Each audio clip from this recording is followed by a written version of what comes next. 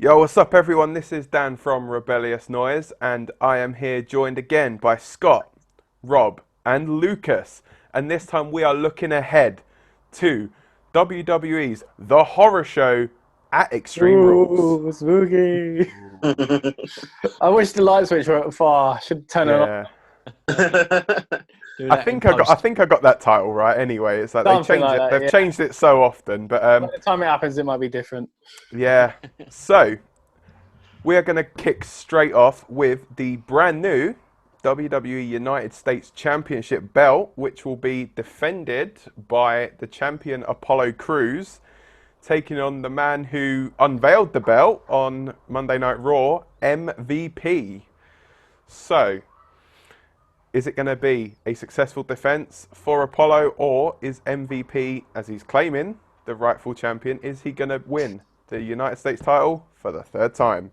I feel like predictions are getting a bit harder at the moment because where everything's been so up in the air, you can't really tell why they're doing stuff. But normal logic would tell me MVP is going to win because they're attaching that title to him. I don't know, but then you think a new title, you usually get a face with it, I guess.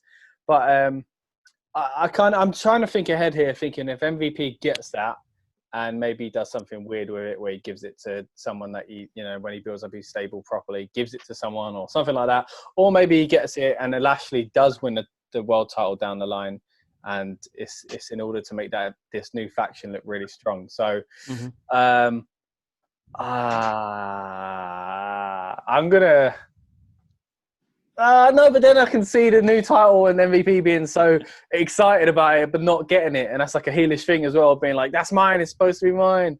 So I can kind of see that as well. Well, I'm not going to give my prediction, guys. You say yours.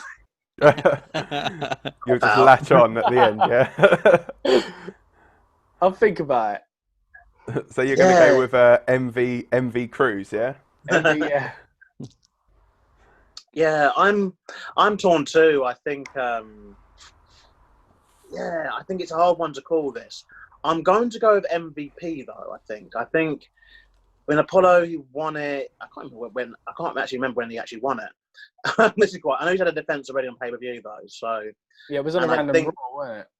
yeah, I think the hand was obviously forced because of the global situation, and it was a nice moment, I guess.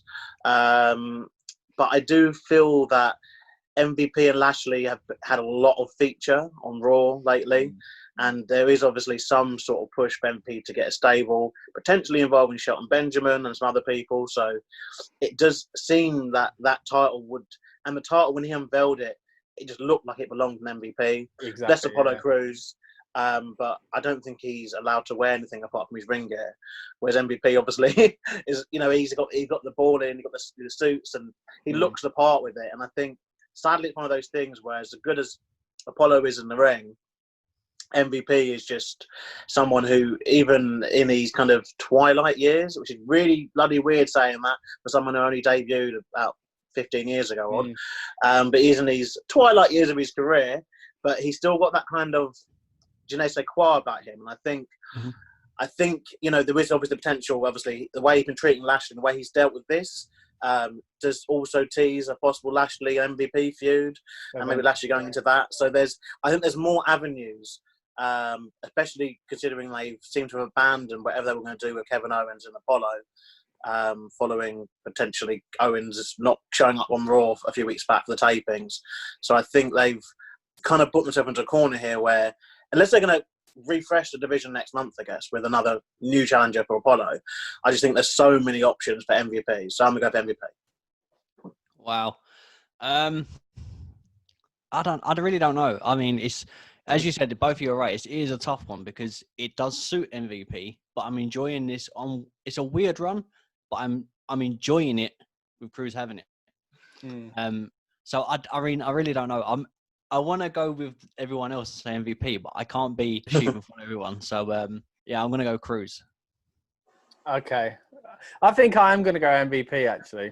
I think I am, because Yeah, it's such a strange one to find hard to pick because a little while ago we were all saying, "Oh, MVP doesn't really need to wrestle; be a mouthpiece." You know, his wrestling days are over. Now we're talking about him becoming US champion, and it seems viable. You know, so I mean, not like that title's been held on the highest regards in the recent years, anyway. Well, for a long, long time. But yeah, I just feel like him unveiling the title, other than him being like, "Oh, that's supposed to be mine." It just feels like it's going to go with him, and that old title retires with an old reign. You know, new reign, new title is the way I'm kind of looking at it. In some part, I'm going to go MVP. What about you, Dan? Well, I'm going to stick with the champion. I'm going Apollo Crews to retain the championship. I just feel as though, you know, it's not... I don't think it's his time to lose it, you know. I still feel there's a lot more to offer. And I think it is going to eventually set up Apollo joining the stable with MVP and Lashley. So that's the way that I'm looking at it from like the long term, is that if that's the case, MVP would you will not still think... have... Sorry, would you not think him losing it and being told, look, come on, man, look, we got the better of you, come join us, we'll show you the ways, would be the way to get him to join him? Because if he wins it and keeps it, how's he then going to decide he needs them? Probably when he eventually does lose it, but I don't think it'll be to MVP. Right, I think it'll be to somebody else, but... So much, I mean, like quite a bit further down then, yeah. What baffled me, as you were right in saying, Dan, about joining later, at one point I felt it seemed like he was already going to join them. Yeah. I don't know if it was me that missed that, and it was a tease or something, but I already thought it was him, Lashley, and MVP together. Yeah, 'cause I always thought the original plan was that they were going to turn him heel and actually join with them initially anyway. But I feel like that might have been put on the back burner a little bit, and I do feel like he is going to eventually join them. And I'm going with an Apollo Crews retention for that reason, because I don't feel like it's his time to lose it just yet. And I think he's incredible in the ring as well. So I look forward to seeing a lot more defenses from him. Cool. So we now move on to probably the craziest match on the card. It is the eye for an eye match, where the only way to win is to extract the eye from your opponent. I mean, are they saying that? Like, basically what's happening is they're going to do it via they're going to record the match in advance, and they're going to have a CGI of an eye getting extracted from the person's head. It's either going to end up with Seth Rollins or Rey Mysterio. Just take the eye out of either of their names, and then there we go. Technicality to make it that, yeah. I did see Seth share the picture of Vader, and Vader's eye popped out as if he's like getting research. But yeah, I mean, as soon as Mysterio uttered those horrible words, I cringed. Now, I guess this kind of gets us into a bit of talk of the whole horror theme, horror show. You know, we've said it time and time again over these past few months, these cinematic things, and sometimes when it works and when it doesn't, and it is all new, so it's going to be tough at times. But yeah, so I understand why they're going, this is a clever way to do this pay-per-view. It's a good time to do it, to really go full on the cinematic side, which I think they're kind of doing with this one, Swan match and all that kind of thing, bar fight and where else. But it's ridiculous. It's absolutely ridiculous. I'm so cringy already. I don't want to see it. Whatever they do, I don't want to see it. I feel like our intelligence has been insulted by WWE so much in the past few months that I really don't want to pretend someone's eyes come out when I know it hasn't. Now, can they pull it off in a visual sense? Maybe it could look really cool. But what are we supposed to believe, that the eye's been popped back in there? I don't know. So in that sense, I'm actually thinking they might go with a wacky kind of, no, the eye hasn't been popped back in there, and in 6 months' time, we hope you've forgotten about it. And I feel the only way they're going to do that is if they make Mysterio lose, and he goes away because of, rumors. He seems to need time off every now and then for injury, and sometimes they're just catching up. And obviously, there are rumors recently about his contract and whatever else. So that's the only way I can kind of see them justifying, oh yeah, you need the big injury, which is usually just, a chair around the ankle snapping and all that, but now it's suddenly your eye popped out. So for that sense, I'm kind of going with Ray. I want to go with Ray losing, but then because this is a storyline that's dragged out so long, and we were kind of shocked it weren't on the previous pay-per-view, like even though it was built up on the Raws going into that pay-per-view, I feel like in order to have a long thing, you kind of need to get Ray getting up his, the upper hand, because he's had the eye gone. Can he really afford to lose two eyes? Yeah, I think he can in WWE's eyes, ironically. So I'm gonna go, and I don't know. I hate it all. But I'm gonna go with Seth's gonna pluck out Mysterio's eye. Is it a face thing? I mean, the way Mysterio delivered that an eye for an eye, fair enough. You know, you're angry. Yeah, I'm going to get you back. All right, I can kind of buy that. But plucking out someone's eye isn't a babyface move. So, I don't know, man. And the other thing is, I can't see anybody in professional wrestling having a member of the Shield walking around with an eye patch on. Good point. It's not like you'd have seen that in any other wrestling company this year either. So. Oh, yeah.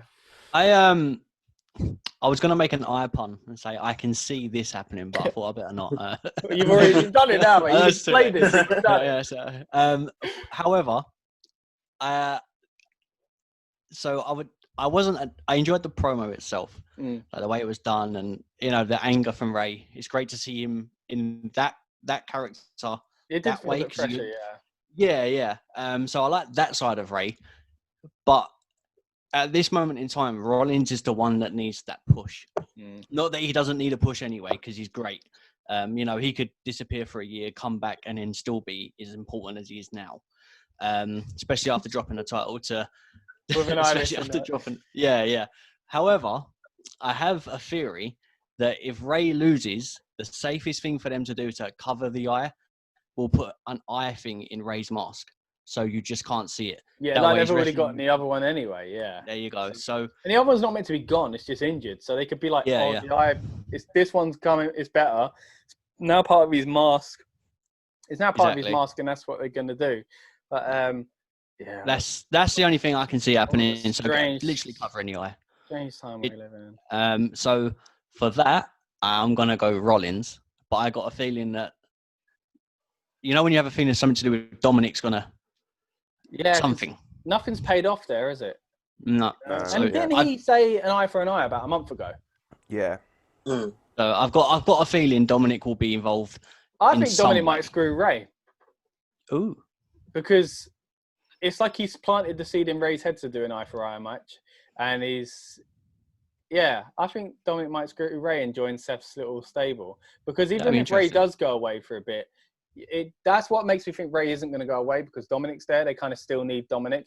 But if this is Dominic's final push to not take out his own dad, and his dad comes back in 6 months' time and whoops his butt, if not cleaning his room or something, But if we are right, Rob, and Seth does win, can you in the review wear some black over the eyes just to with pleasure. I'll do it anyway. Update your mask as well if that's the case. Just show us what it's going to look like anyway. I'll just there you go. No, you need to get some black material. Get some black material, stick it in there. All right, by the end of this preview, I'll have it done. All right. Well, I didn't mean that quick. I meant by the review. All right.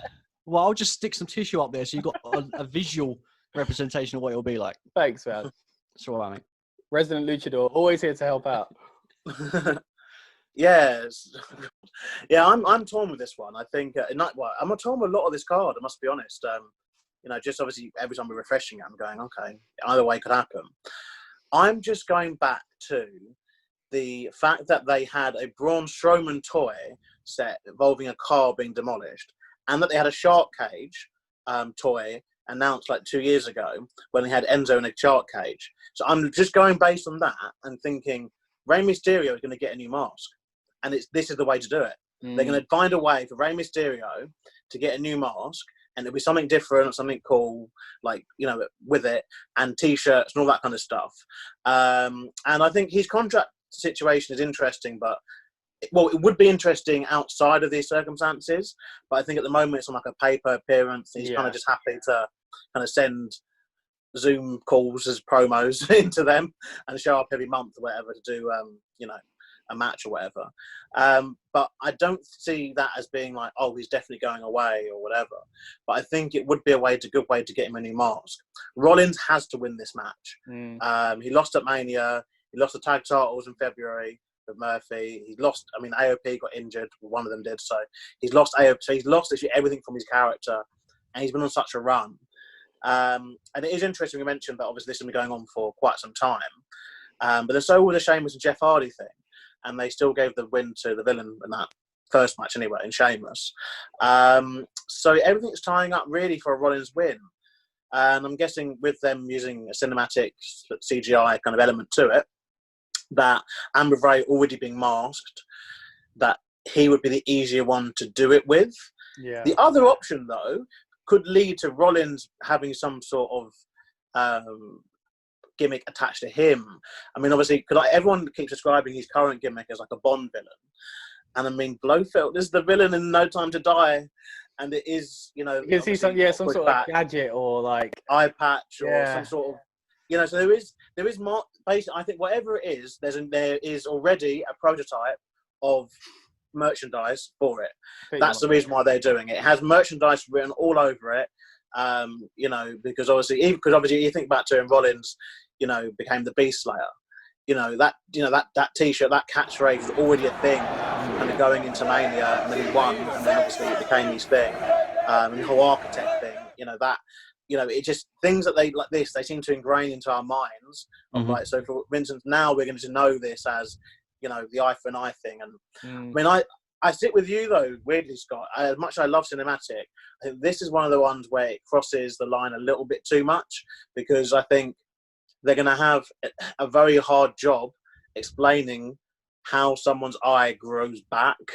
Yeah, because it will. Like, even if it is Ray, he ain't going to full-time retire, is he? Even if he does something, you know? So, yeah. It's a real... it's a concern. Mm-hmm. Yeah, go on, sorry. Yeah, my pick basically is Seth then, but I'm just hoping that there's a match. I think this is going to be the one which will be more match first, and then the last part will be cinematic. CG, yeah, exactly what I thought. You know, so I think it will be at least Switch. For people who are not a fan of the cinematic stuff. If they were to cut off just the end, there'd be at least some decent wrestling in there for the wrestling fans. But I do just fear that last bit, I don't see how they're going to do it. I think they can make it look good. I would argue that obviously CGI movies usually takes a longer time than what they left it, especially for something like this.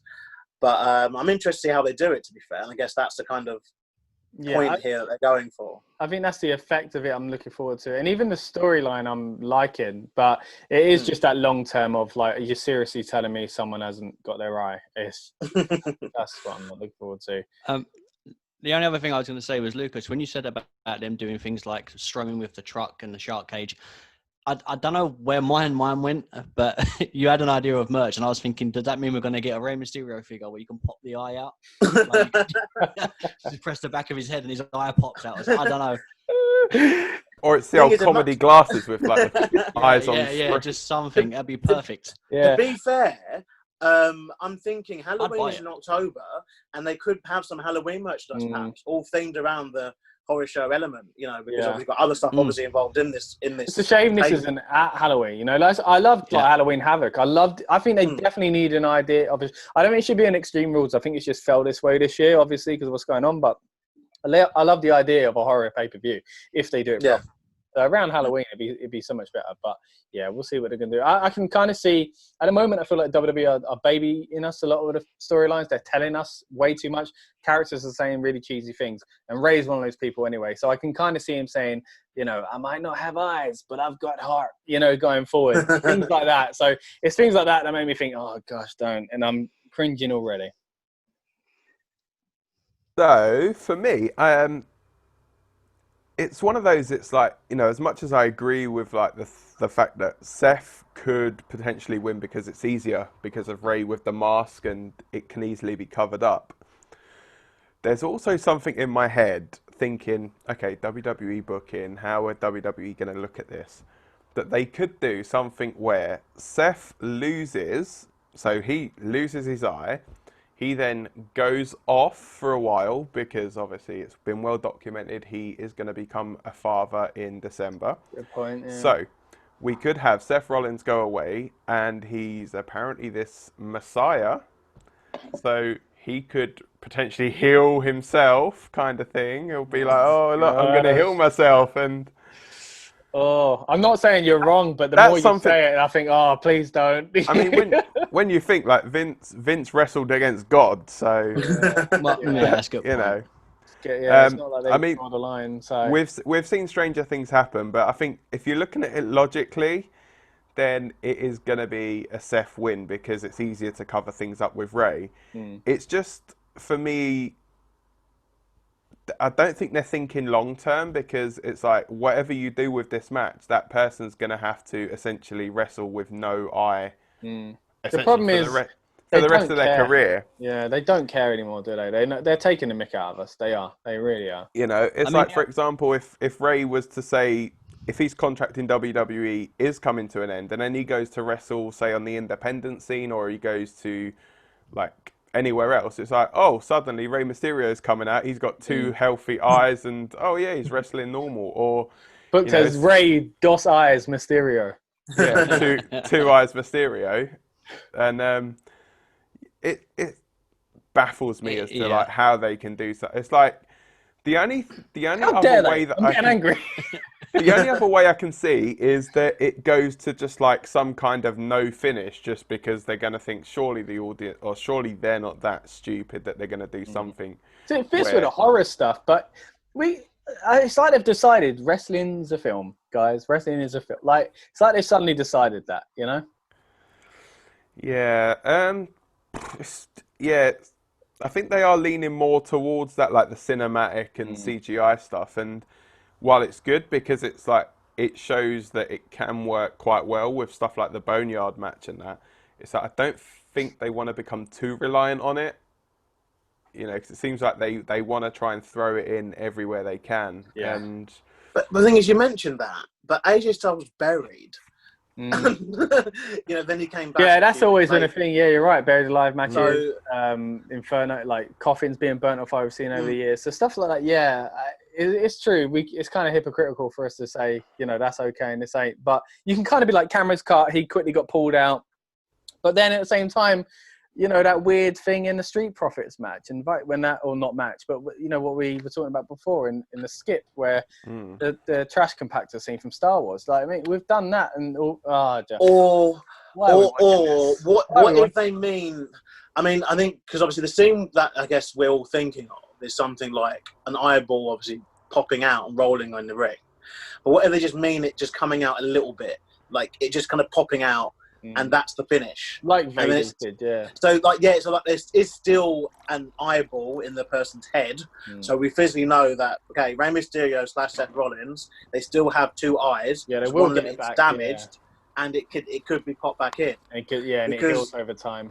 It could even be, because, I mean, like, Jerry Lawler, he had a thing where he said he had a scab on inside his nose or whatever, so even if he needs to bleed, he would just kind of, like, sneakily pick it.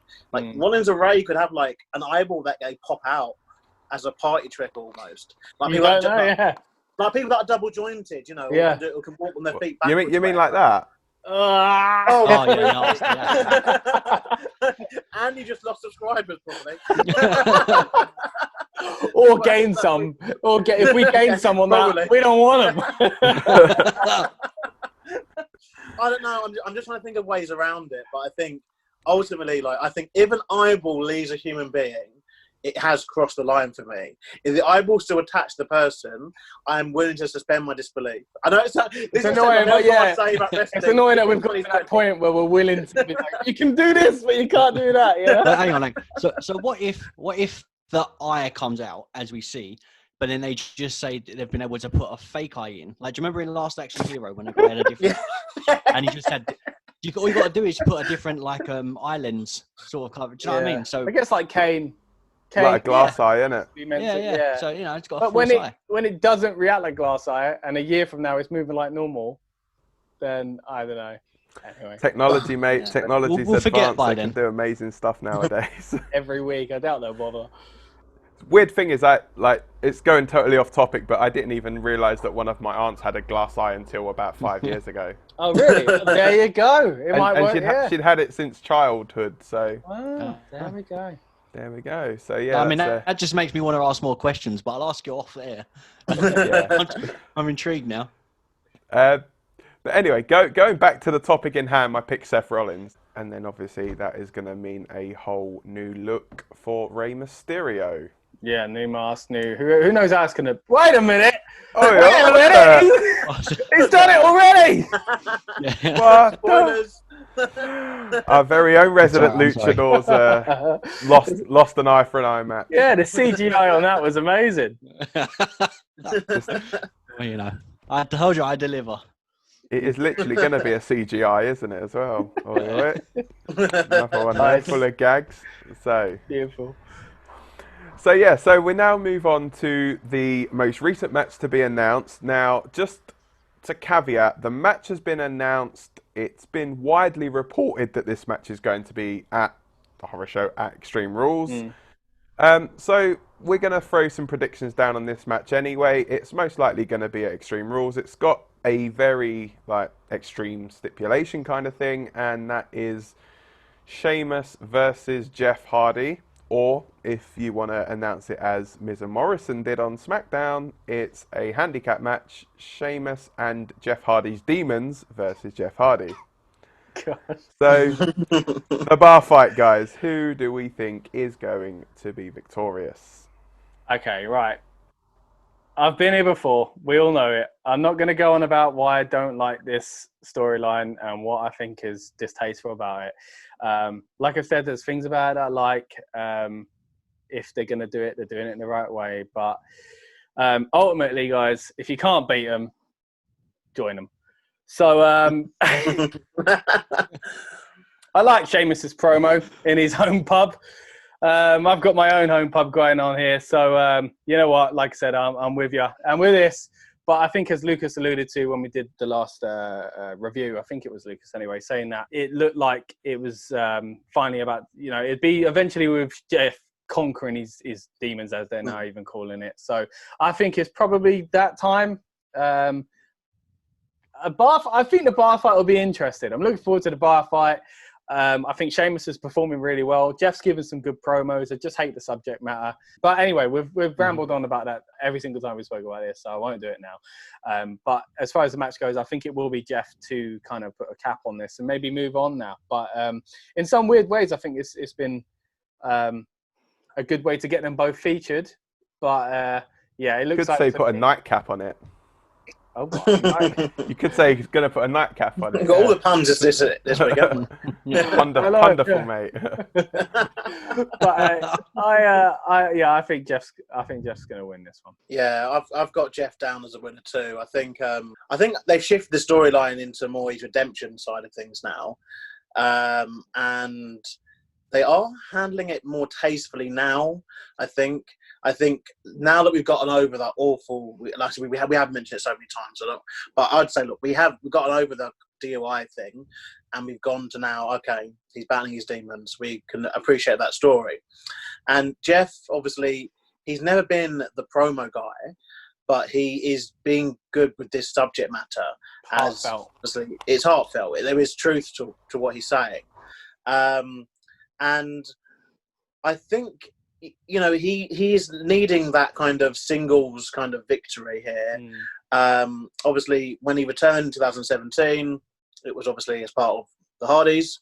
Obviously, Matt's since flown the nest. And, Matt was given his own kind of little run with the broken stuff, while Jeff obviously did get a little thing with Randy Orton and screwdrivers in the ears and stuff like that, but hasn't really captured much, basically we compare it to his first run, which obviously was phenomenal, and was probably some of the finest moments. And I think they're kind of looking at like the Punk and Hardy feud, that they're just seeing, that really, really worked, and that's when we see real life. But it's like, yes, but it was also like with one of the best workers like this generation's ever seen, Yeah. And with it being done, I'd argue more tastefully, and not obviously following, very recent kind of problems he's had. But I think match-wise, though, the bar fight I'm down for. I think that's an Extreme Rules stipulation that I think everyone really can get behind. I think it'd be interesting to see how they do it, and obviously with there being props involved and things for Jeff to jump off of, I think that's perfect for this match. And I think I did say actually on the last prediction that if it leads to some, I did think like it would lead to some maybe like a TLC or a ladder match or some sort. But I'm down for this too. I think, you know, it's an Extreme Rules stipulation. The feud and the rivalry has been quite extreme in the sense of, like, obviously the areas they've delved into. But yeah, I'm down for Jeff win. I think it's time. Do you think we'll see the APA show up? I think we might see a cameo appearance. Yeah. I think this might be one of those, they do sneak in some little cameos, you know. Hopefully they are actually there, though. I don't want another Stephanie McMahon in the Money Bank Academy. Stephanie one, yeah. Clearly recorded from home. Hey, guys! But yeah, I think it would be quite cool to have, like, maybe Sheamus go to attack someone and, you know, he sees the silhouette and thinks that for some reason it's Jeff Hardy, but it turns around and it's, you know, it's Bradshaw. And then just hearing Ron Simmons say, damn, that would be enough to kind of at least get the match. It's bad because we're talking about the things we're excited to see now, but even in that, I've gone, oh no, can't do that. You know what they're going to do? When you said he thinks it's Jeff, I thought, are we going to get a camera angle where it's meant to be Jeff's or Sheamus? Someone gets drink on him and all of a sudden they get a blurred vision and we see it through their eyes. Oh my goodness. I really hope they don't do that. If don't do that in the other match, it'd just be like... It'd be black. Well, half a screen, wouldn't it? It'd be half a screen, wouldn't it? Oh, if it's radar, it'd be completely gone. I don't think this one would lend itself to being as cinematic. I mean, they've done bar fights before. Obviously, they are usually... Remember, they used to have them at the side of the stage, didn't they? You know, back in day, in the F days, Federation days. Obviously not. I don't know. I guess this would be off-site. I'm not too sure how they're going to do it. I'd love it if they went to an actual bar like the APA would have before, but it probably will be a stage and something like that. Going to be the weirdest bar you've ever seen, I reckon. So you got to think where's going to be open. It'd be Sheamus's bar in his flat. It's Florida, so everywhere. Americans aren't really closing. Yeah. It'll probably be a real bar, a real palace. There'll probably be people there. Yeah. No social distancing. Again, it's like we spoke a lot on, as you said, about the redemption, and it is Jeff fighting his demons overall, and that's what he's going to overcome. I want it to be Jeff, but do you think they're willing to wait just a little bit longer for Jeff to finally just snap and then overcome him? Would they reckon they'll do that? Like, you know, it'd be great to see it different because we're used to seeing face Jeff Hardy. I don't think there's been a time in WWE at least where there's been a heel Jeff Hardy.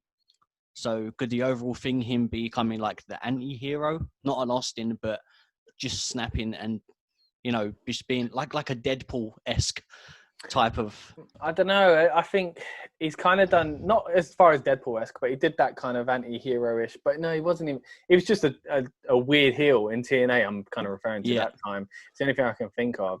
But like interestingly, like what Lucas said about his main title run, basically before he left, when him and Matt come back, it was so in my head what Jeff had recently done. It was so in my head how Jeff was a huge star when he left and how interesting it was that he was back now and what were they going to do? Is he going to go back there? And I had completely forgot until Lucas just mentioned it. That happened. That used to be in my head all the time. So every time I saw Jeff, I'd think megastar. Not that I don't think he's a legend or anything like that, but it's been a long time. I've literally been thinking since Matt left. Oh, Matt's left. He's on his own now. He's trying to make a name for himself. As if he didn't do it 10 years ago. It's so weird that he's been so underutilized that we've been led to believe this is almost his big break as a solo star when he's reached the top of the mountain as a solo star beyond what Matt did. But Matt's huge at the moment, you know?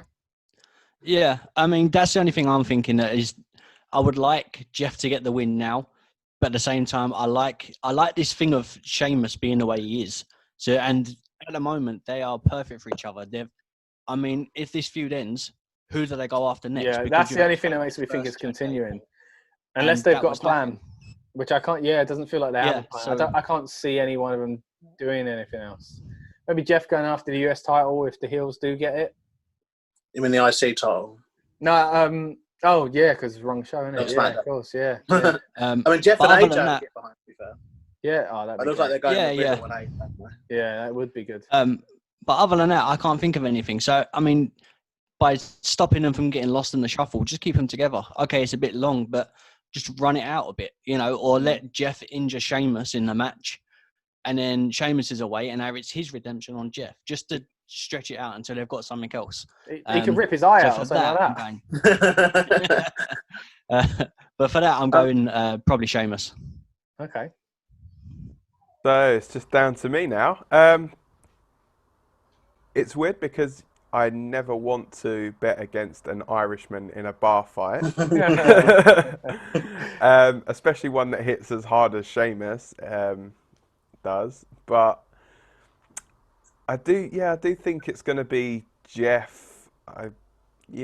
Begrudgingly, I think Jeff's going to win this one. I think I'd probably say that the match would favour Sheamus somewhat, just because obviously the environment, I feel as though... Brawling and it's more of a brawler's environment, you know. But Jeff could do some funky stuff, depends how they set it up.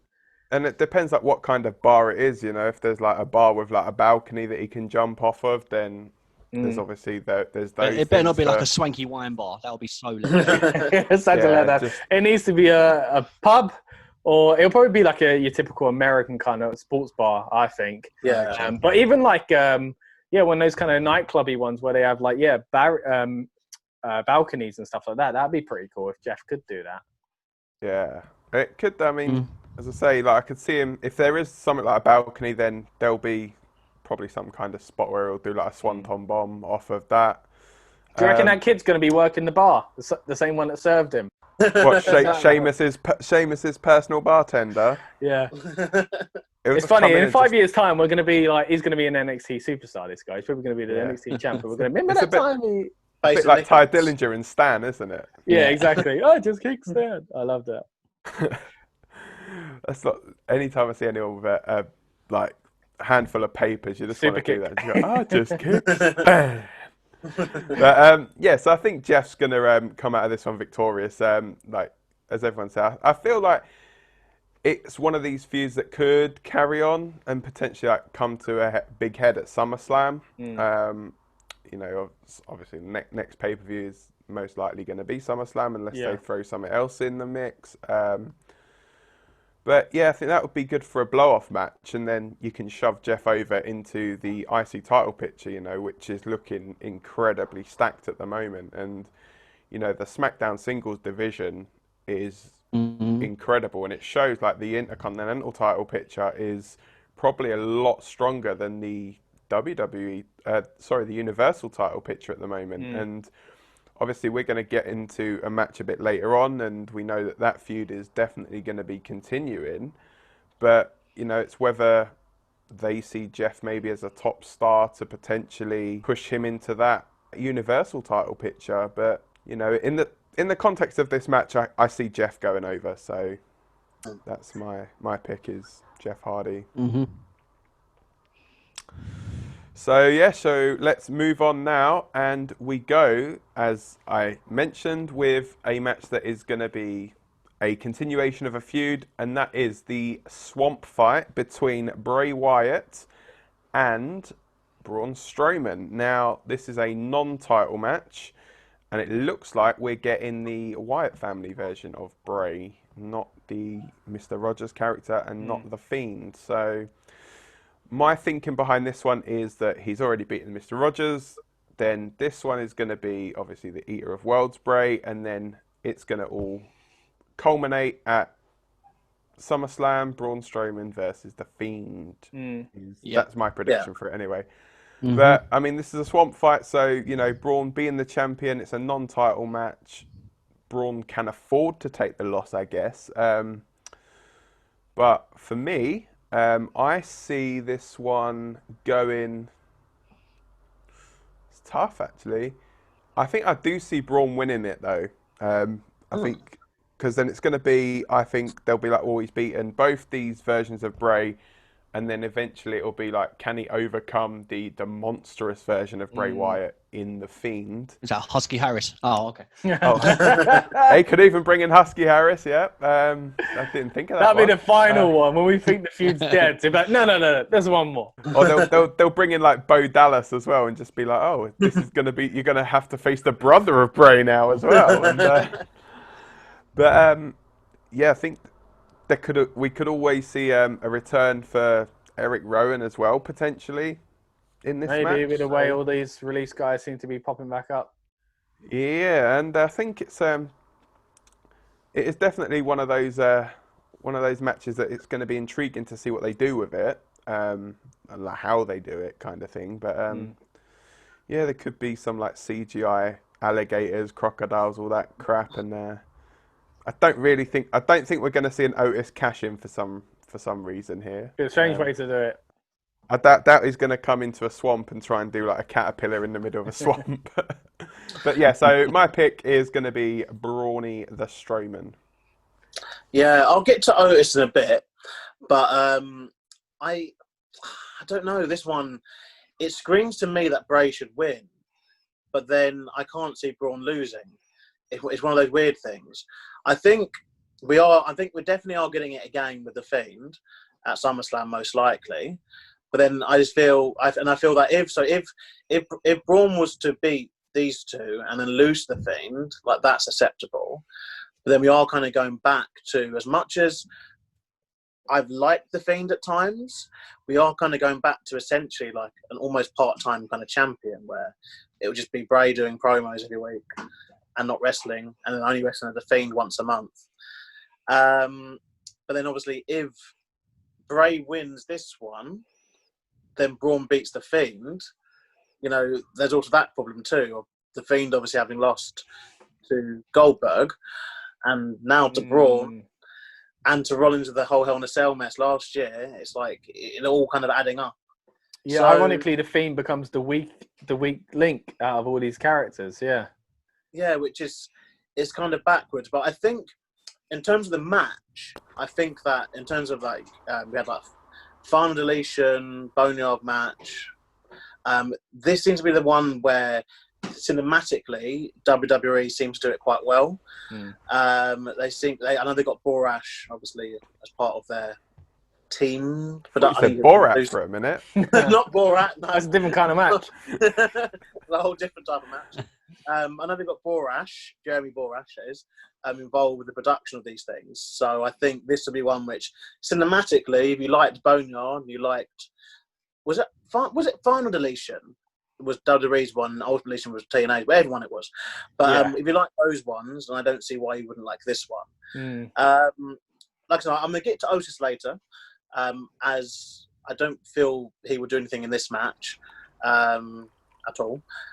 But I'd have to go. I'm going to go. I'm going to side with what you said, actually, Dan. Then I'm going to go with Braun winning, and just assuming that he's going to beat all three faces. But I don't see why that's a thing. But yeah, that's why I'm stuck, because I feel like Bray's going to win because it's non-title. I think there's no reason to make it non-title otherwise.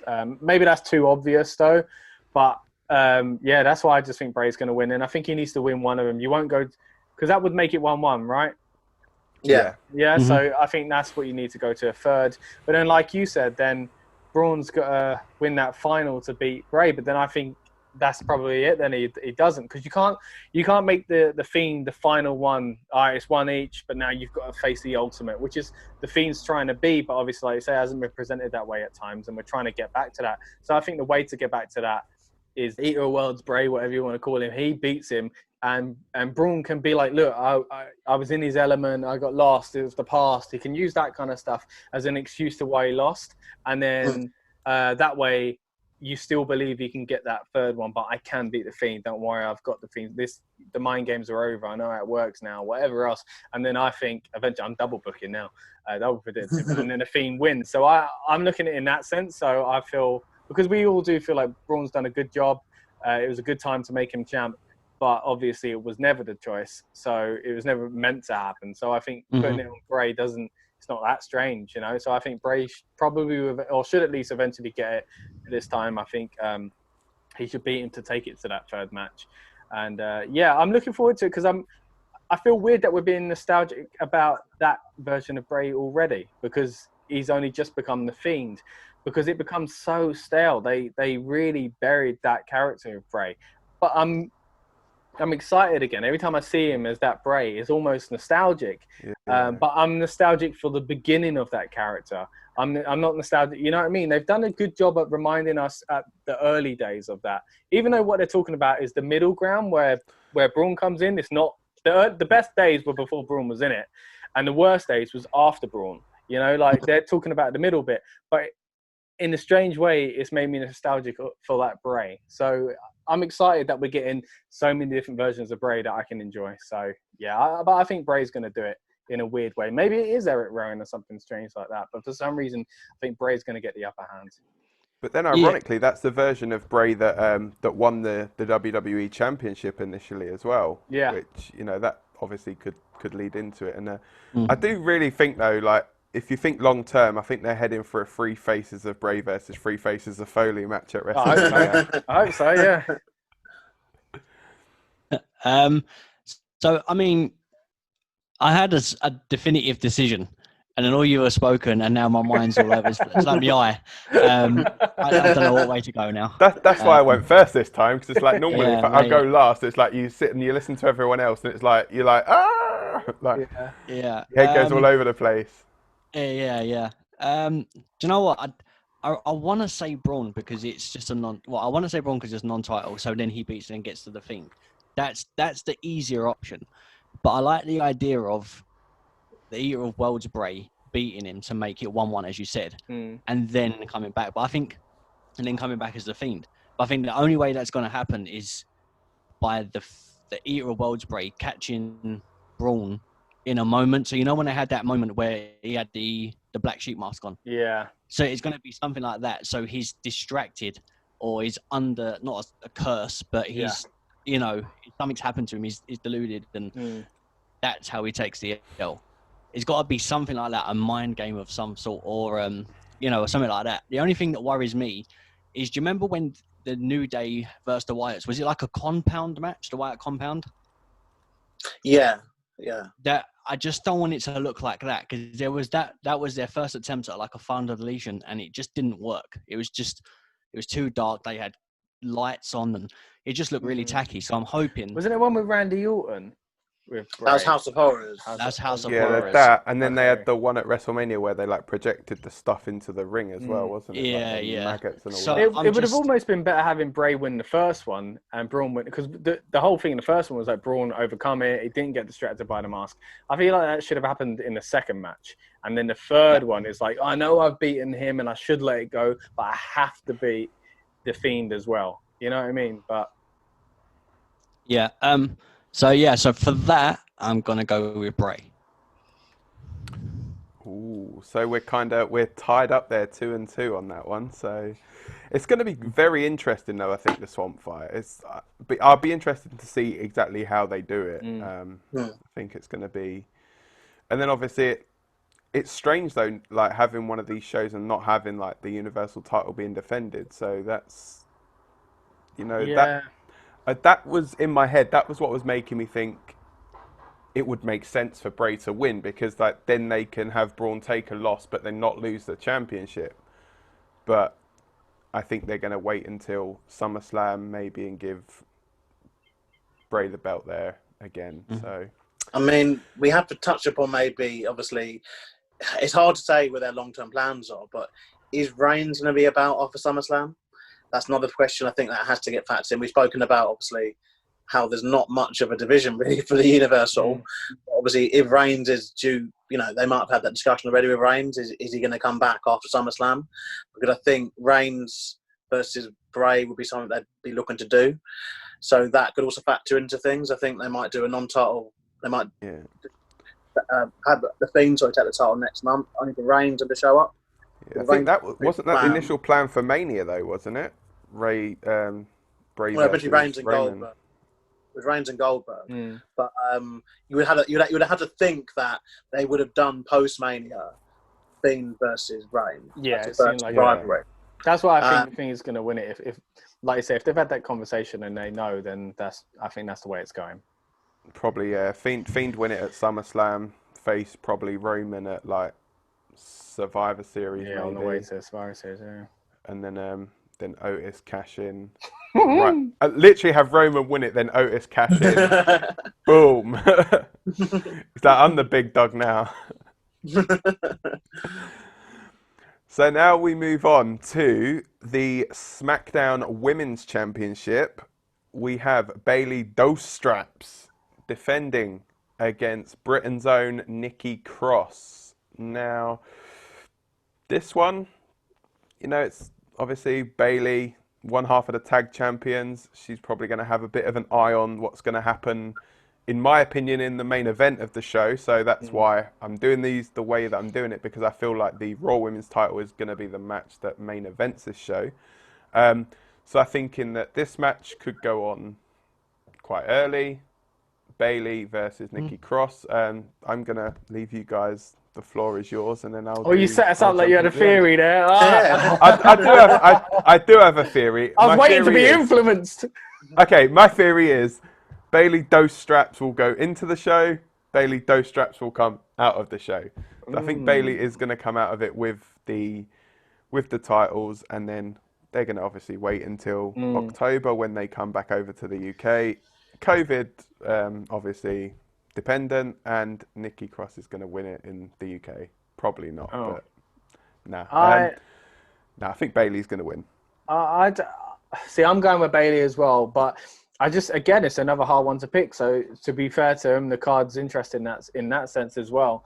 I can't decide, because like we said, we've praised the whole Bayley Sasha Banks thing quite a bit on here, and how they've dragged it out, but in a really good way, in a way that isn't too obvious. Just when you think something's going to happen, it doesn't, which this could be the case as well. But the reason why I'm going, no, actually I'm not. I'm going Nikki Cross. I'm going Nikki Cross to win it, just because I feel like Bayley might lose her title and then later on screw Sasha Banks out of, pretending that she didn't mean to do it, and it turns out she was jealous that if she can't have a singles title, Sasha can't have a singles title.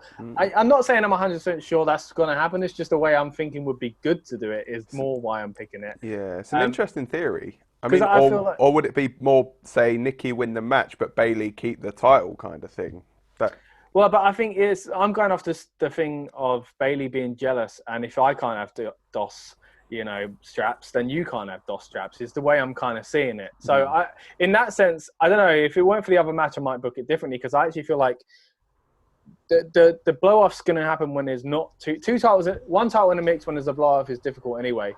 Two in the mix, as far as a tag title and a singles title, is really maybe too much baggage on the storyline. So I feel like the singles title, well, more so it'd be the tag titles going.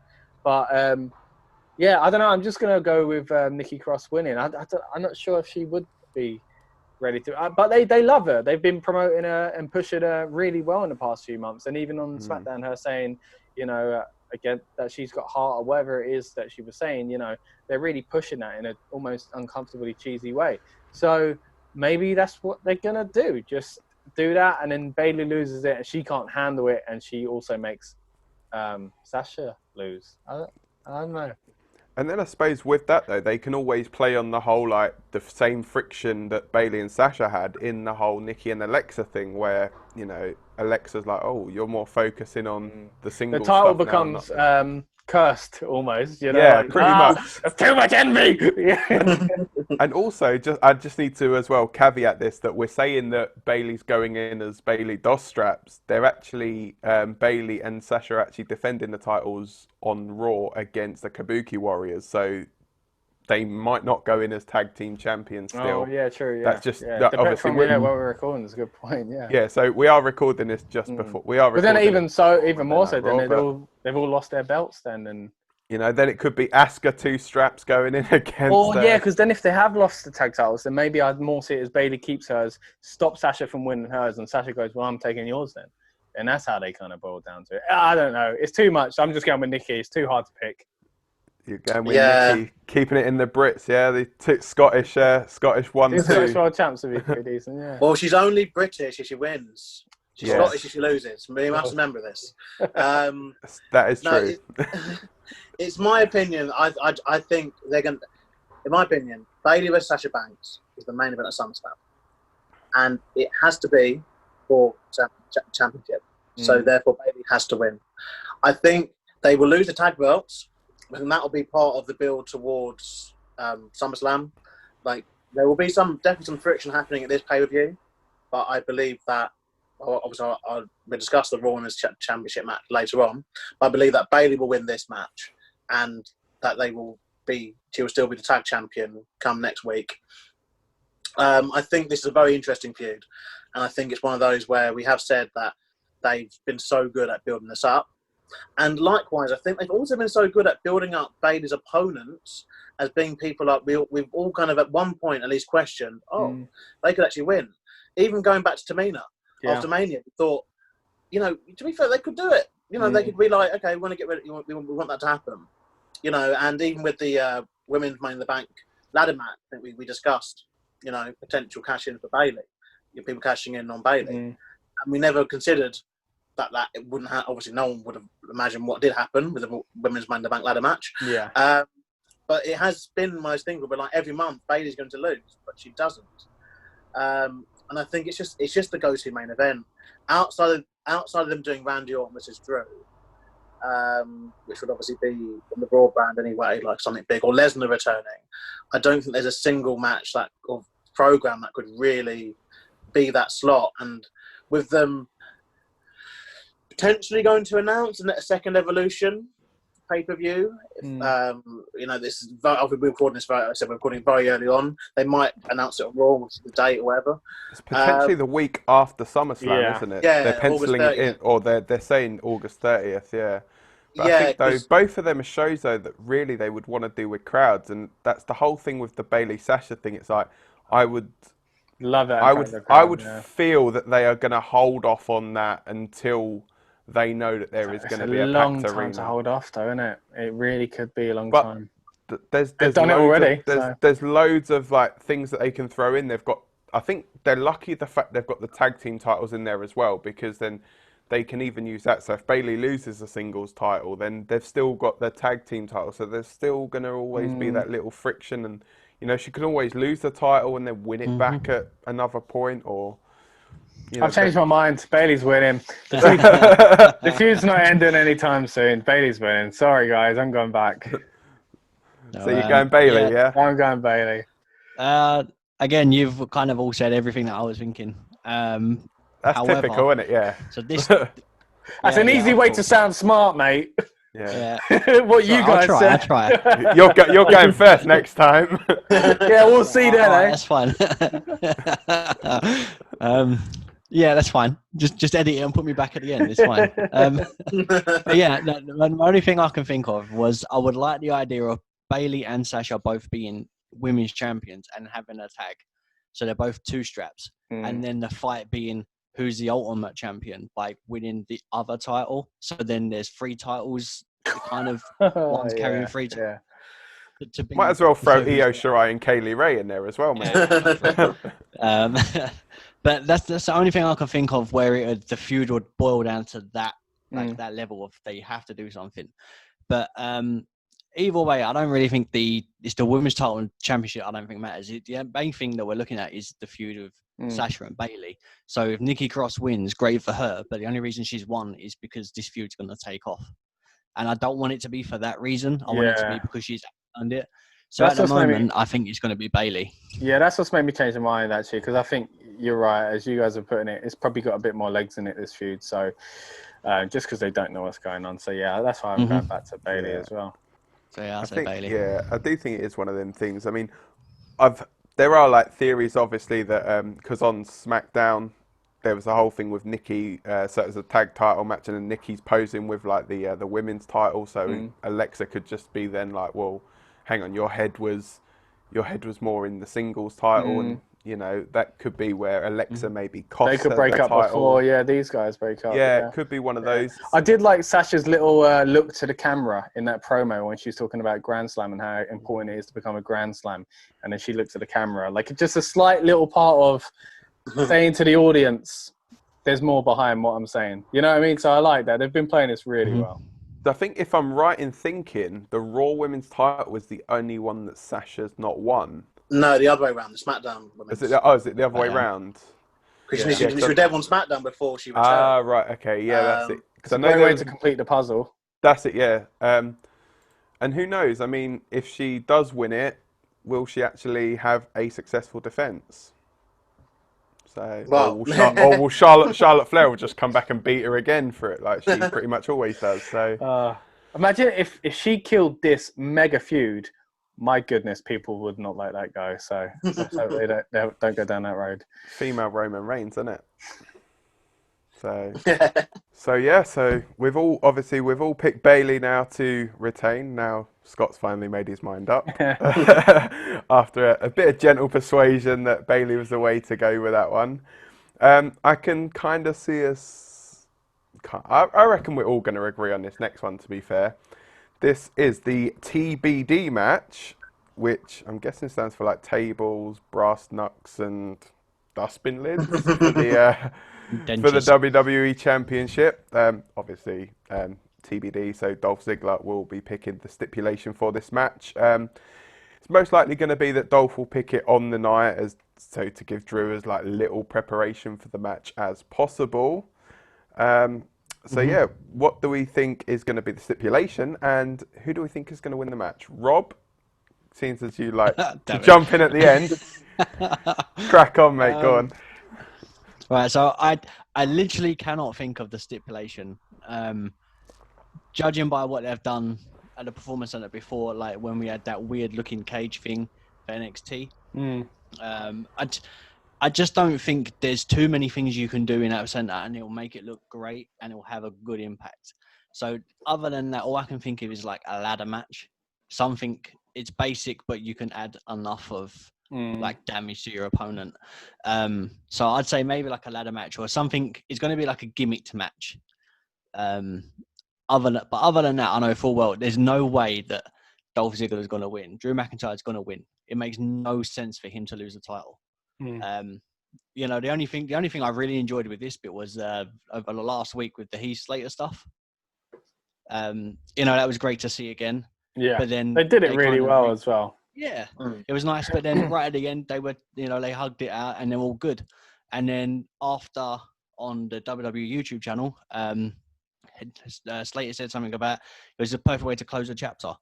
So that makes me think that he's not going to come back, or is that the way they do it? And they say that, yet they come back again to help.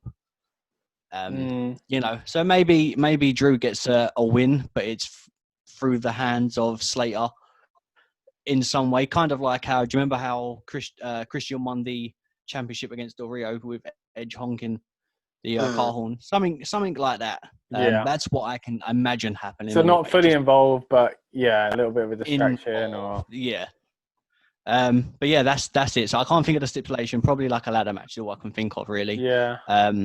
But yeah, so that's my pick. I think I'd probably guess as far as stipulation, maybe something like ladder as well. I think you kind of the problem with this kind of booking is you always get super excited about it must be something really big, and they're usually letdowns. And I think because this show is all stipulations and so stacked, it wouldn't be as much as a letdown this time round to go, oh, it's just a normal ladder match. So I think you're probably right. It probably is just something like that. As far as the match though, I think it will, like you say, I think it'd be Drew McIntyre. I think he's going to be winning it. I can't see Ziggler winning it. There's no reason for it. As much as I love Ziggler and think he's had a career where he should have been champion more than he has been, now it's just not the time for it, for him to win or for Drew to lose. So, yeah, simple one for me, I think. Here we go. Dolph's winning. No, really? Dolph's winning. Really? And I said we'll get to him. Otis cashed in on Dolph. There we are. That's my prediction. Dolph. Oh, that is good. I mean, I hate it, but that's a good idea. Like, that's a good way to... Otis is not getting anywhere near the Universal Championship while it's in with Braun, Bray, and potentially Reigns.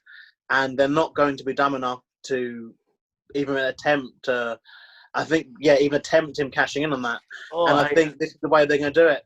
And they're going to reveal, obviously, the SmackDown hacker as part of that because they moved Ali over as well, didn't they?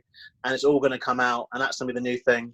It's a bold prediction, I know. Very bold. It would make sense. I can see it now that you've said it. I just hate it. How many realies? Oh, we don't have to get into the realies again. But yeah, I mean, oh my You're gonna gosh. start having a really counter in the top corner. You know, Start calling you Miz. I completely get it with the Dolph thing, but for this to be, we've had it before where you're like, that's why this person lost, like Kofi with Brock. This is how you're gonna do it, just to put it on Brock to have, what was it, Goldberg or someone like that he faced. He's like, really? That didn't even need the title. That's what I think that this feels like. This is what Drew loses for. I would hate that so much, but I can see it. I can imagine a lot of people hating it, but I can also think they're thinking of merch opportunities. Again, going back to this, and Otis being very popular, this cash-in needs to happen soon. Where does Drew go if that happens, though? Where's Drew go? I think they can still go ahead with Drew and Randy at SummerSlam, or Drew and back to Drew and Rollins, I guess. If Rollins, obviously, especially if Rollins is catapulted by having his win over Ray, I think that's the way to go. I mean, I've not really been a massive fan of Drew's title reign.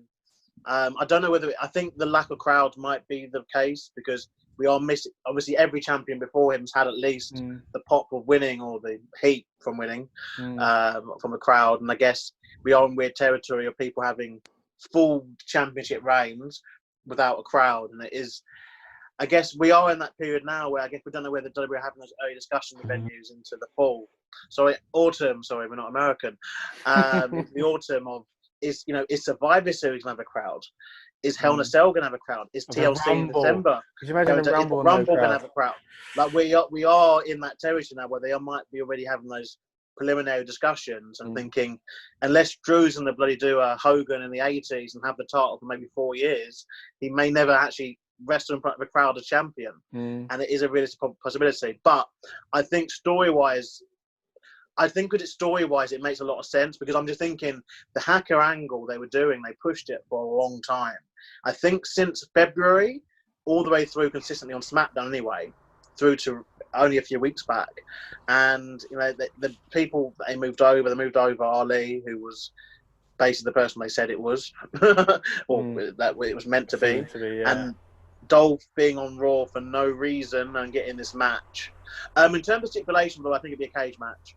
We haven't had one in quite some time. Normal cage match anyway, and it suits what I think needs to happen in the match.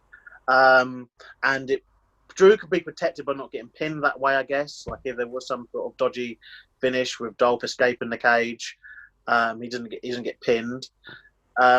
I know it's a bold prediction, and it might be me leaning towards it because I'm not a massive fan of this title reign. But I don't see how they're going to address the Otis thing. And I just see Vince in his kind of short-sightedness, just thinking, let's just do it now. He loves Otis, apparently. Otis is like Vince's pet project at the moment. So Vince is apparently really high on him. But I think he knows that it's time limited, and I think he knows that he has to keep him away from the big boys. But someone like Dolph is disposable in this, I think. And, Dolph finally gets to win the WWE Championship. He can do whatever he wants to do with his life, I guess, afterwards. I guess if he wants to go and let his contract expire, let that be the case. But I don't know. It ticks a lot of boxes in a Vince McMahon head. It ties up that story. It gets Dolph that win, so he can finally be a WWE champion, even if it is going to be for 5 minutes. And it gets Otis the merch and the merch money coming in over the summer. For him to probably lose to someone like a Randy Orton, to be fair. Can I just say that if that does happen, we all invoke that Scott has to have that merch and wear it for the next review.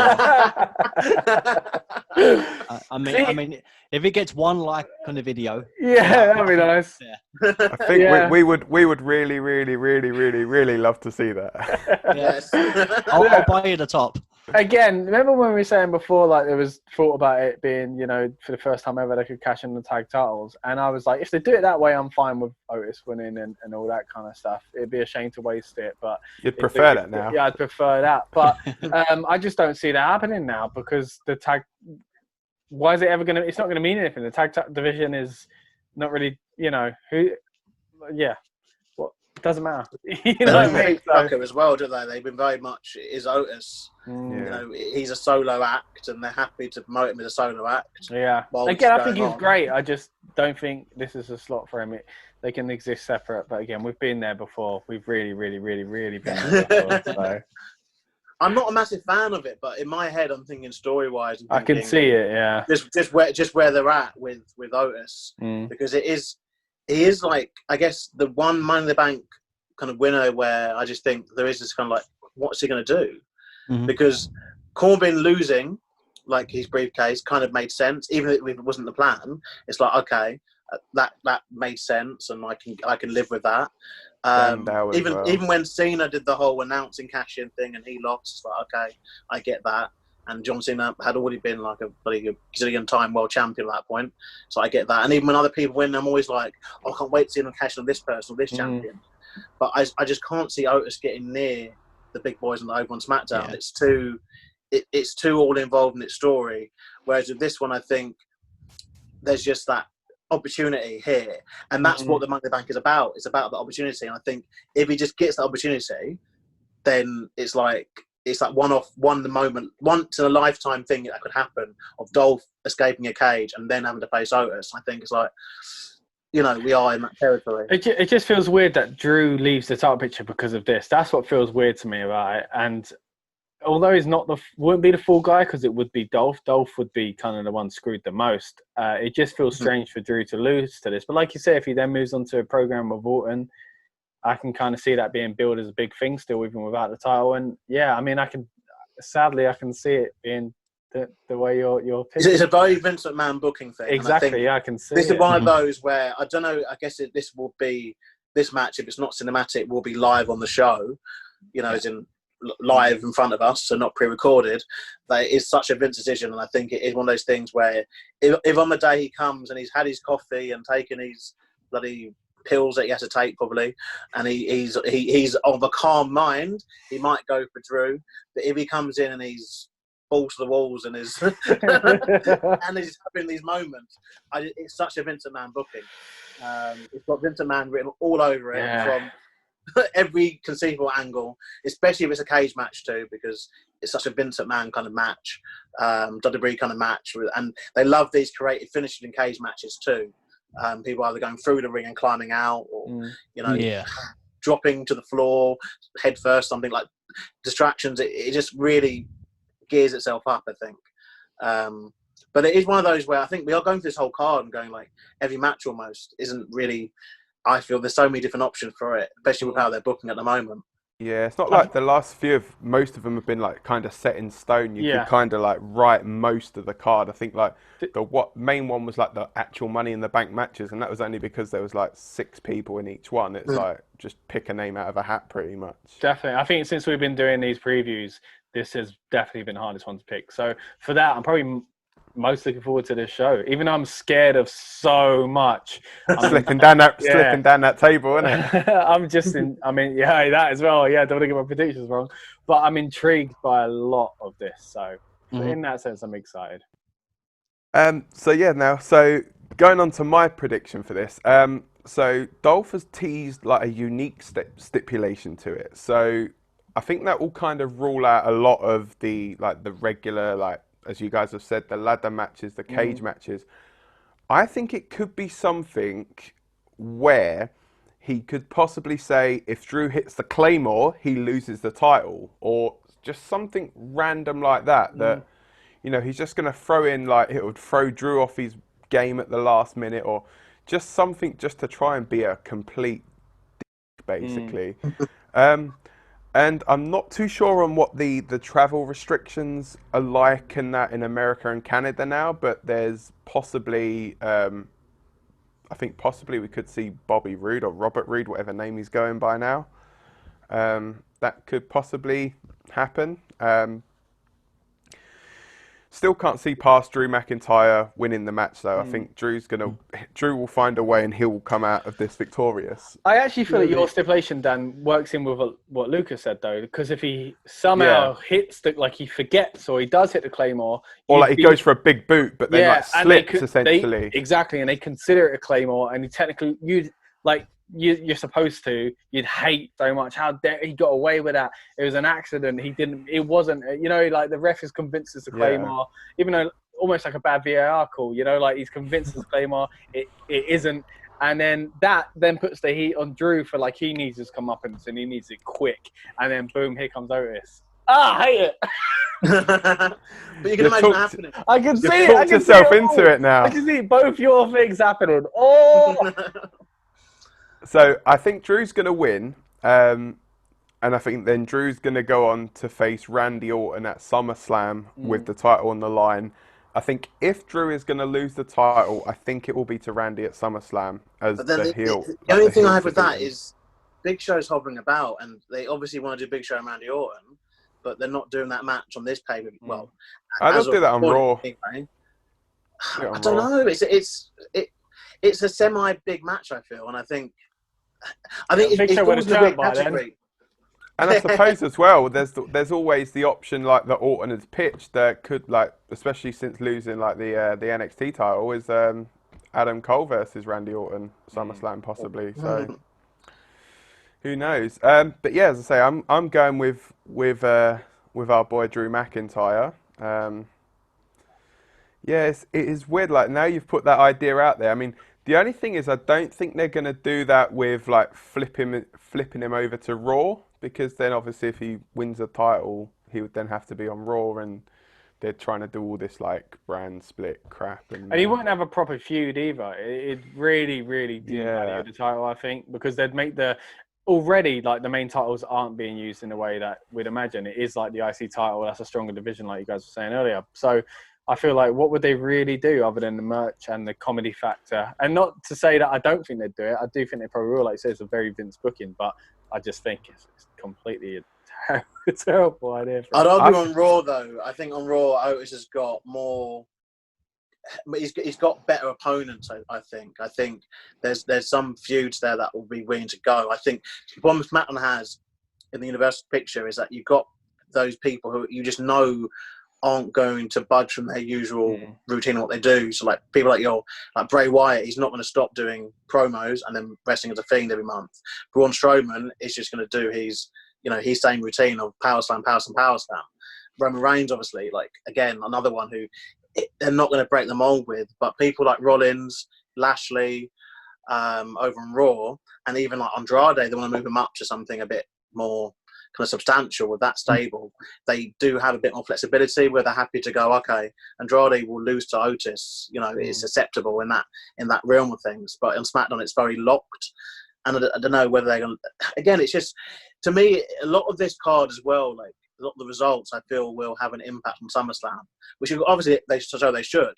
And it's like the SummerSlam I have in my head at the moment, how much is that going to change following these results? Because I think to be fair, mate, I think Vince won't even know until the day before, so don't worry about it too much. I know, but I just feel very much that, like, I guess this is how they're doing it this year, though.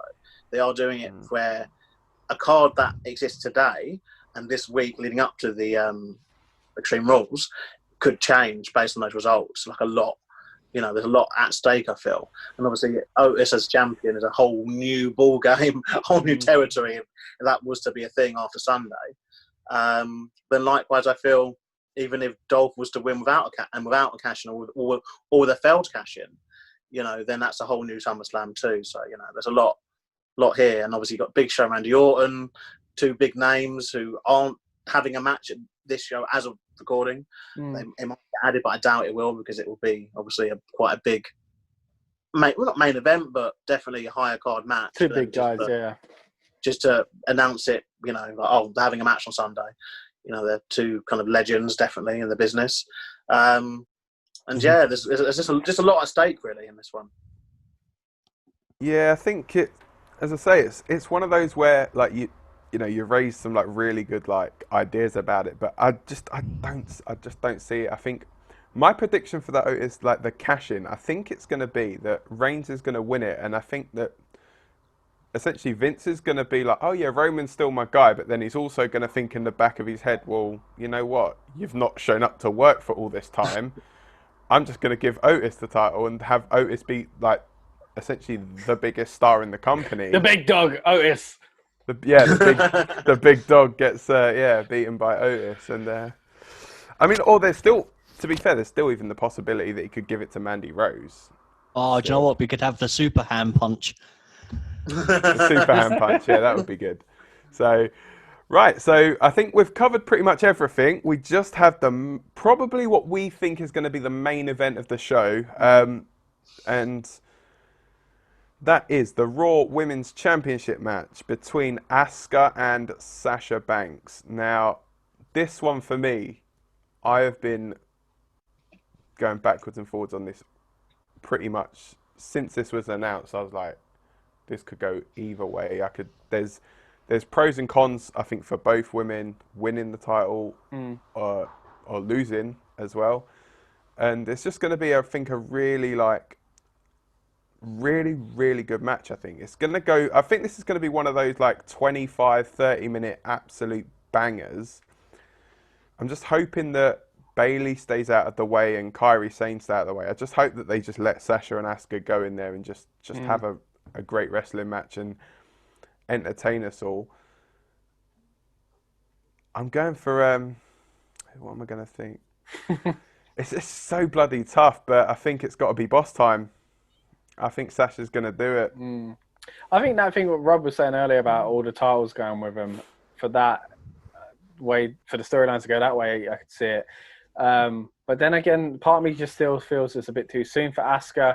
And my original idea of Bayley loses it and therefore she costs Sasha, I kind of want to still stick with it, even though I went back to Bayley keeping it.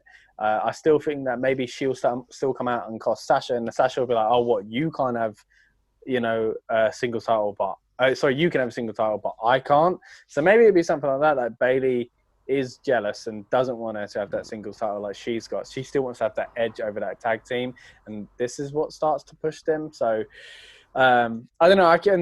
Again, it's one of those that could go either way, and I'm just gonna go Asuka for that because I feel like maybe this is gonna. There's so many scenarios here where the team could start splitting up.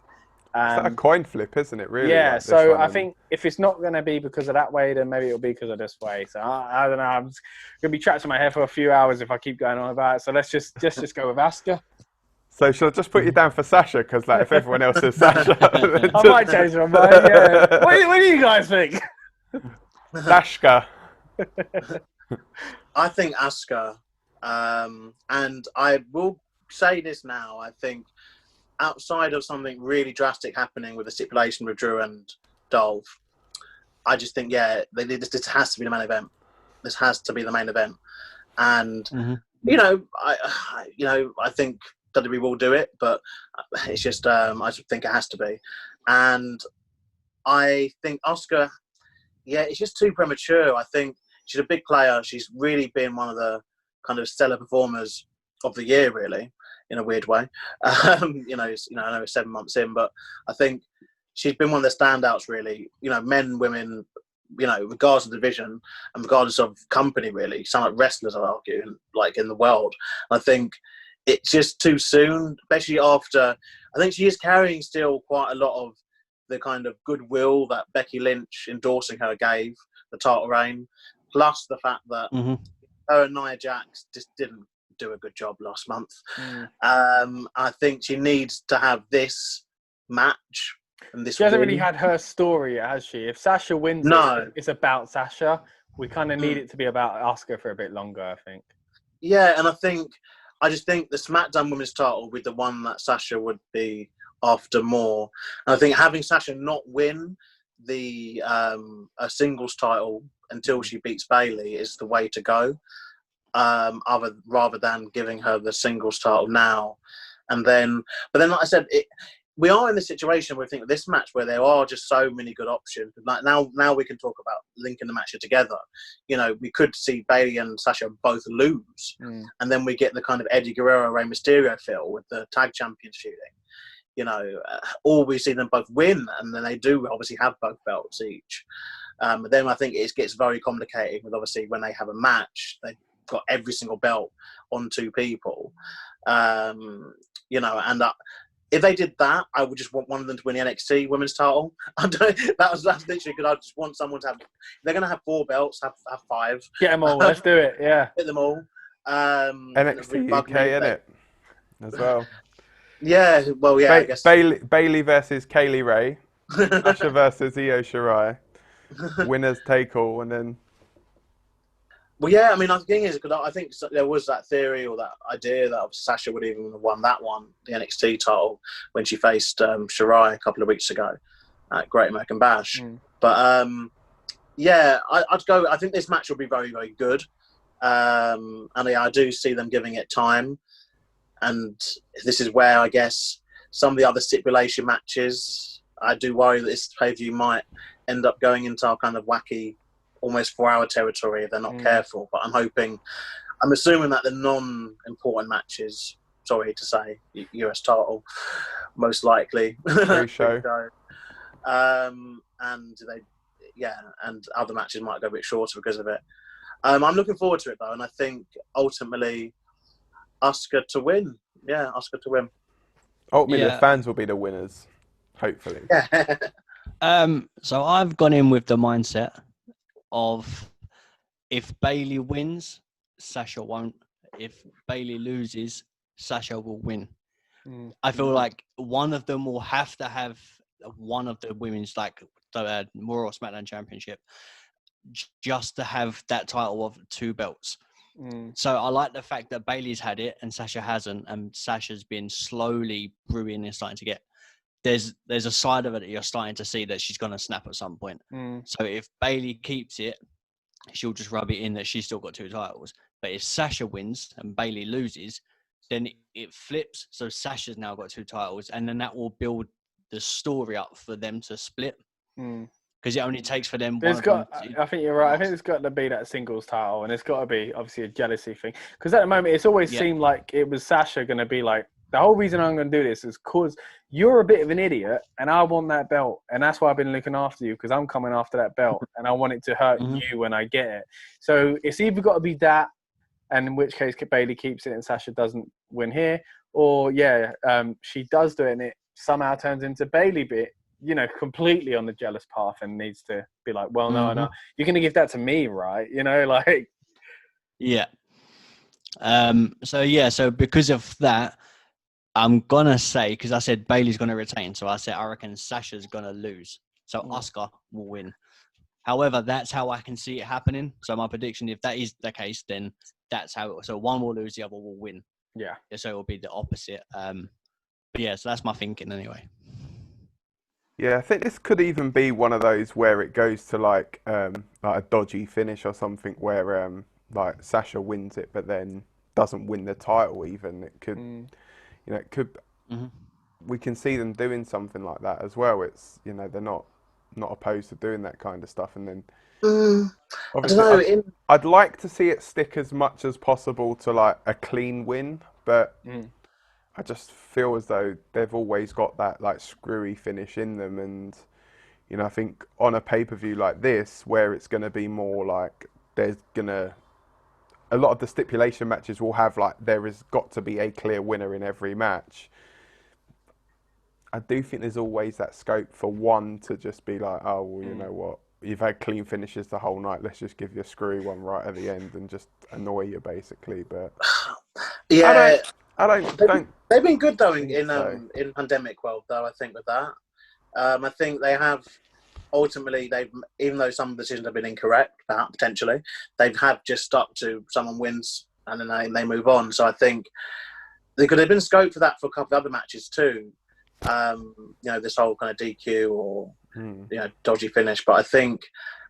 Ultimately, we are going to. I don't think they could do that. I think they're very conscious as well of obviously what AEW are doing in the sense of AEW don't do those finishes, and it was a massive criticism if we look back to the days of the Daniel Bryan and Randy Orton, title switches and DQs every month, and I think they're just very adamant that they're not going to do that. I think as much as they might have one in them, I think potentially they will save it for they will save something dodgy for probably when crowds come back. For some reason, they're happy. I think they're happy with if they have crowds, they're happy to annoy that crowd, but know that they've got a crowd watching at home. But if they don't have crowds and annoy us watching at home, then that's literally all they've got. Yeah. You know what I mean? Yeah, Because- I know what you mean. Yeah. Mm. And yeah, I don't think that's the way to go with this. I think Asuka needs to win, and it's great that we're talking about the women like this in such positive, where we're saying we've got so many top female stars now, where it's like it is. And there's so many directions they can go in as well with like, both, like the Raw, SmackDown, And all believable, and the tag all titles credible. as well. Mm. You know, and you you know- look at like some of the girls from down in like NXT as well. It's like the fact that obviously they're defending the tag titles down in NXT as well. I think the women's division is probably the strongest it's ever been at the moment, and you know, and it shows as well that like Becky's like, you think last year I think we may have spoke about it before, but last year's WrestleMania, Becky, Charlotte, and Ronda Rousey. None of them are there at the moment, but yet the two women's matches on this card still look very strong. And like they're three top women that main evented WrestleMania. And yeah, they've done. Yeah, they're lucky it's built up behind them. You know, we've got the other women to carry that when those girls aren't there. So. And it's good they all come through. It seems like they all come through like the NXT kind of system as well. And yeah, I think it's going to be a fantastic match though. This one, I'm hoping it's going to be a fantastic match. And yeah, just hopefully a fantastic pay-per-view.